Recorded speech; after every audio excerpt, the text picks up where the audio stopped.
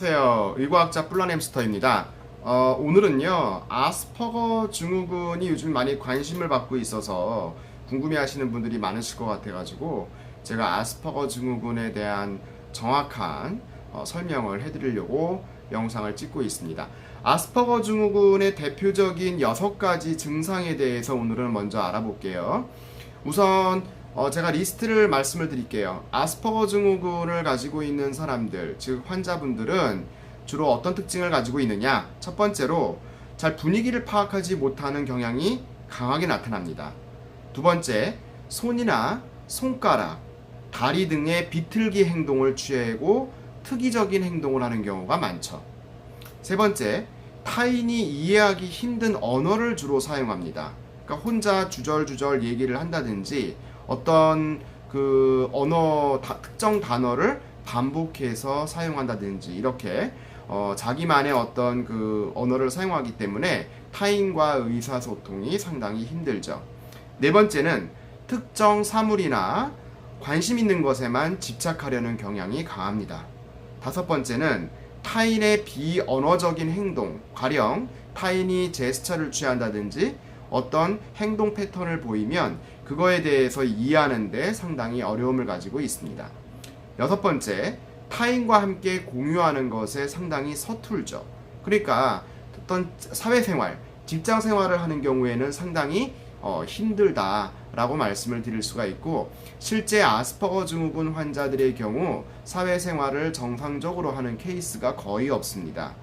왜냐면 타인과의 어떤 의사소통 문제라든가 역할 분담이라든가 행동 패턴 등에 있어서 다양하게 문제점이 드러나기 때문에 본인이 못 버티거나 아니면은 직장 내에서 뭐 해고를 당한다든지 이런 경우가 상당히 많이 있거든요.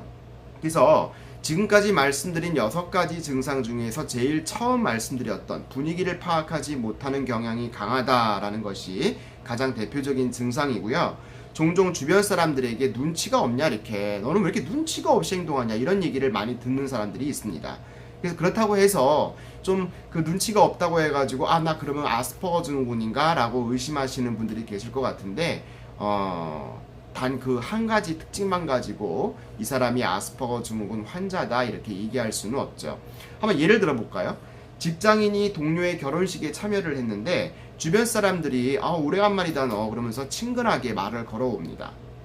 그런데 이 아스퍼거 증후군 환자들은 그 상대방의 행동에 대해서 정확하게 해석하는 데 어려움을 가지고 있기 때문에 자기가 그 자리에서 큰 소리로 갑자기 소리를 낸다든지 또는 특이한 행동을 하는 그런 그 모습을 많이 보이게 되죠. 그렇게 되면 당연히 상대방의 입장에서는 오해할 소지가 있게 됩니다. 저 사람은 왜 뭐 문제가 있는 건가? 정신에 문제가 있는 건가? 뭐 사회 부적응자인가? 이렇게 오해할 소지가 있다는 얘기입니다. 하지만 이거는 자기 자신도 모르게 나오는 행동이기 때문에 자신이 어느 정도 노력한다는 거는 한계가 있어요. 그래서 오히려 이런 상황에 부딪혔을 때 적절한 판단을 하는데 어려움을 가지기 때문에 부담감을 가지게 되고 또 무모한 행동이 반복적으로 지속적으로 나타나게 되는 것이죠. 따라서 주변 사람들이 너는 왜 이러니? 왜 이렇게 행동이 어수선하니? 라고 다그칠 것이 아니라 그 사람이 어떤 문제점을 가지고 있는지 어떤 정신적인 문제를 가지고 있는지를 정확하게 판단을 하고 도와주는 그런 모습을 보여주는 것이 이 사람의 어떤 치료에 있어서도 상당히 도움이 되는 것이죠.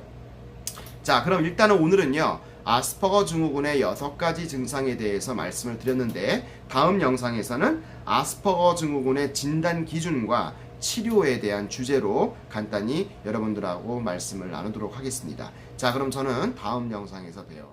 안녕.